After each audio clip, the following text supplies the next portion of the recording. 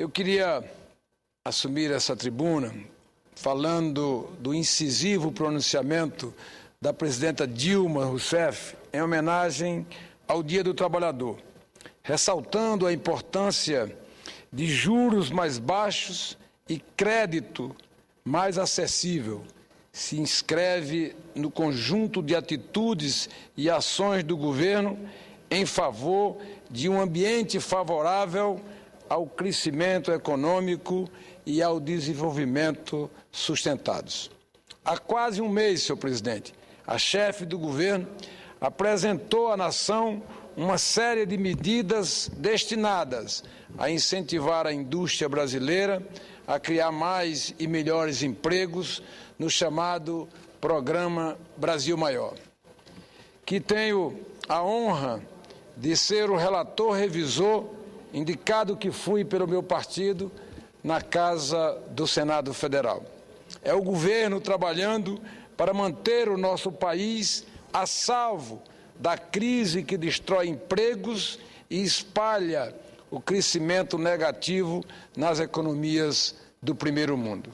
Vale lembrar, senhor presidente, que nessas e em outras iniciativas de mesma importância, o governo federal sempre teve no Congresso Nacional, particularmente nesse Senado, um valioso parceiro.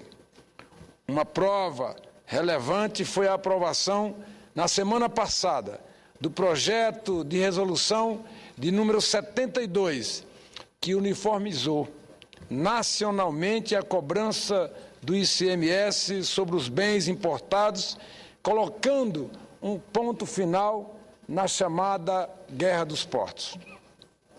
Senhor presidente, na qualidade de presidente da Comissão de Constituição e Justiça, também tive a oportunidade de facilitar ali as negociações políticas que permitiram esses e outros avanços.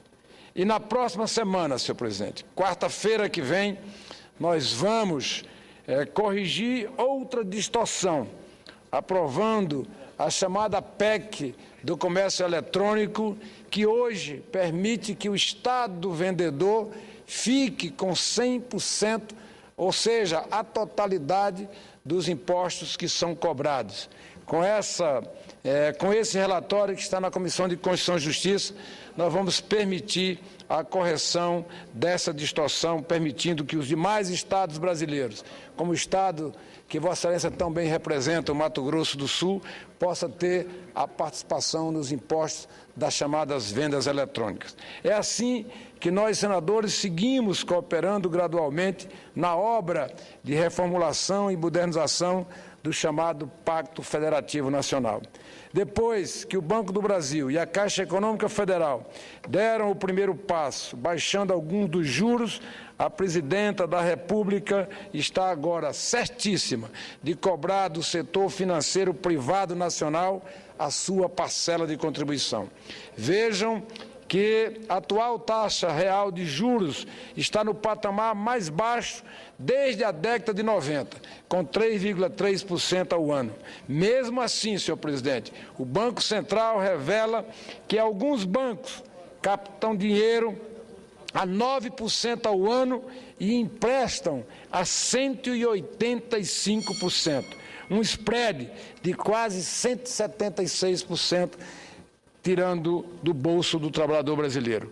O setor financeiro nacional também destaca pelo seu alto nível de informatização, excelência gerencial e gestão profissionalizada de riscos dentro dos padrões internacionais. Por isso mesmo, senhor presidente, são instituições que podem e devem assumir o compromisso pleno com o progresso econômico e que requer mais créditos e melhores condições de financiamentos para as pequenas, para as micros e para as médias empresas em expansão saudável no nosso mercado consumidor. É essencial que os bancos assumam que o legítimo papel deles é de financiadores do crescimento, do progresso e do desenvolvimento. Senhor presidente, esse novo contexto enseja também uma excelente oportunidade para que o Brasil possa evoluir em outro aspecto igualmente decisivo. a troca do indexador que corrige a dívida dos estados brasileiros com a União, a regra atual, baseada no IGPDI, mais juros de 6% e até 9% ao ano, senhor presidente, não condiz com a significativa redução da taxa básica de juros que impõe o governo aos governos estaduais, aos municípios maiores do Brasil, uma verdadeira carga pesada de taxa de juros, que nós precisamos também aproveitar esse momento em que se discute a taxa de juros para os bancos privados, para os bancos públicos, também temos que discutir o chamado indexador que corrige as dívidas dos estados brasileiros. Senhor presidente, investimentos em saúde, investimentos em educação, investimentos em saneamento básico e habitação, entre outras prioridades sociais, precisam ser feitas com esses recursos. O governo federal já sinalizou favoravelmente a um acordo nesse sentido. E eu tenho certeza de que não faltarão a esta casa criatividade, espírito público e capacidade negociadora suficientes para chegarmos a uma solução favorável ao endividamento e à renegociação do percentual de dívida dos nossos estados brasileiros. Senhor presidente, eu aproveito a oportunidade para mais uma vez pedir ao ministro Guido Mantega que apresse a regulamentação da chamada decisão pelo Conselho Monetário Nacional da renegociação, da regulamentação das dívidas dos pequenos agricultores do Nordeste brasileiro.